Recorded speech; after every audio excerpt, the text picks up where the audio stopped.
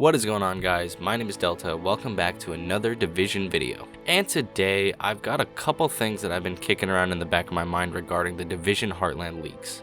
Now, if you don't know or you haven't heard of the Division Heartland leaks that came out recently in the last couple days, I unfortunately can't show them to you. And that's what this video is about. And when I say that, I mean why I can't show them to you and what happens when I can't show you these leaks that we're all talking about. And more so than that, how the leaks are damaging the Division franchise. And not only the franchise, but the player base, the player counts, everything, the content creators. These leaks have had a large impact and a wide impact on a lot of different things. So yeah, let's get right into it.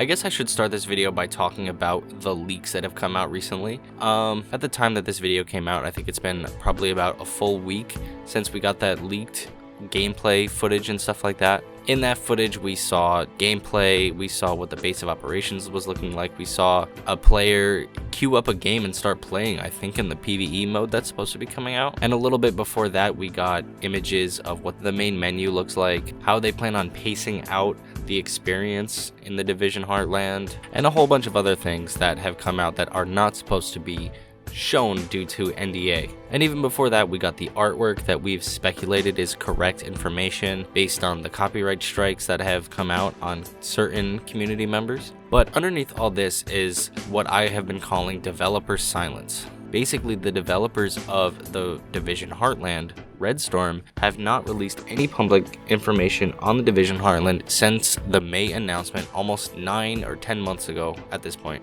And in that time, I've just gone over it, but there has been a variety of leaks and speculation videos released, and almost every single Division content creator has speculated on release dates or covered a leak from Twitter or speculated about the hearsay and everything that's going on around the community regarding the Division Heartland. We have to speculate because obviously Ubisoft and Redstorm aren't telling us anything, so therefore it's the best that we can do to kind of talk about what's been going on with the Division Heartland and more. But I kind of wanted to look a little bit more deeply into what has been happening recently. So many content creators obviously have talked about the leaks that have come out in the last few days or so, particularly with this 20-minute gameplay video. I just went over it a little bit more, but there was a video of a person playing the Division Heartland and it surfaced last week, but no content creators could actually post the video, so we just had to, I say we, but I didn't actually cover it, so. But Division content creators basically were just relegated to describing what they saw to their audience. I do see a couple problems with this, and first of all, I want to talk about one of the fundamentals of film. And that is being show, don't tell, which is a concept I've worked into a lot of the videos in my Division community series. Shameless plug, by the way.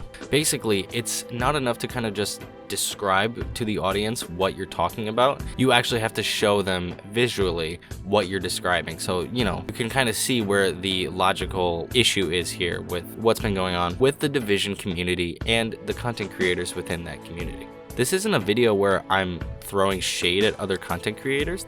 That's not the case at all. Basically, I'm just talking about how the lack of public information has kind of put content creators in a bind where we have to just describe what's happening and we can't show it. And it's pretty clear why Division content creators want to talk about the Division Heartland. It's because it's a new game. A lot of people are interested in the Division Heartland and want to know more about it. And Division content creators are in a perfect position to already start talking about the game because they already talk about the Division universe. Let's talk about the Division Heartland. It's a new game. Foolproof scenario. But unfortunately, as the audience of the Division universe and the Division content creators crave more and more for the Division Heartland and want to know about it, the existence of non-disclosure agreements and copyright has taken away the ability of content creators to establish credibility within the Division Heartland sphere, since there's no way to post or even link to the leaks and gameplay stuff that they're talking about. Basically for fear that they're going to be reprimanded or disciplined by Ubisoft, by YouTube, by whoever. And more on this later. But I want to talk now about why the developers are so quiet. The Division community was kind of spoiled a little bit by the state of the game way back in the Division 1, where developers live streamed a Q&A and discussed the game status every single week. There was open communication between players and developers. People could ask questions, make suggestions, etc. We saw deeper into the developer mindset and why they made the decisions that they do. This actually continued into the Division 2, but has since been discontinued. And stepping further away from the state of the game, we got the intelligence annexes, which were monthly communications in an article, and even those have since stopped with the delays. I just mentioned delays, but publisher demands and policy, trying to manage community expectations not to get overhyped and oversell the Division Heartland, the Division 2 new content is the reason for the developer's silence. As frustrating as that is, I believe that to be the case, and why we haven't seen any of the new content or have even heard mention of anything recently. So we kind of have two sides of a coin here, you know. We've got the developers trying to keep everything as hushed as possible, and we see the community trying to get all of the information that they possibly can and get it from any different source that they can try to get their hands on. And this is where we end up. The leaks that escape the NDA drum up the hype and the speculation to the max, and you would just have to say, don't you think it would be better if the developers were able to share a little bit more of their development process? Don't you think like we'd be able to talk a little bit more and share our ideas as a community without having to put the content creators and the people who report on the game at odds with the community and at odds with the developers at the same time? The root of all of these issues is the fact that there's no public information on either of these new content releases that we have been promised over almost a year ago. There's a culture of, I don't want to say distrust, but unease, I guess, regarding the developers, since there's no public information, and we just try to get as much information as we can to start talking about the game. Actually, I want to bring up another point, and I mentioned this earlier, but Rogue Gold, one of the prominent content creators in the Division community, was slapped with a copyright strike for making a video that included the artwork leak a few months ago. Since people were struck with copyright as a result of using the artwork in videos or posting it on Twitter, people in the community came to the conclusion that the artwork was real and actually indicative of the cover art for the final game.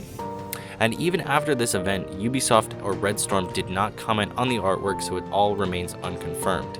Looking at this event from a different perspective, Ubisoft has the opportunity to say, yes, this is the artwork that we're looking at adding to the game, but it's subject to change. But there's no confirmation, there's just the ban hammer basically that comes down and we hear nothing else about it. So we just kind of have to say, well, I think that was the real artwork because we got negatively impacted for using it. And that's totally fine, copyright laws need to be in place, but I definitely think like that was a missed opportunity by Ubisoft or Red Storm to kind of give us a little bit of something regarding substance for the game. It kind of exemplifies the point of what we can and can't use in our videos and what we can and can't show to the community and sort of advertise this game for Ubisoft. Obviously, that's not the point of us as content creators to advertise the game, but we are the commentators. We are the people who make the tips, the tricks, the guides, the whatever. We talk about the community, the impact,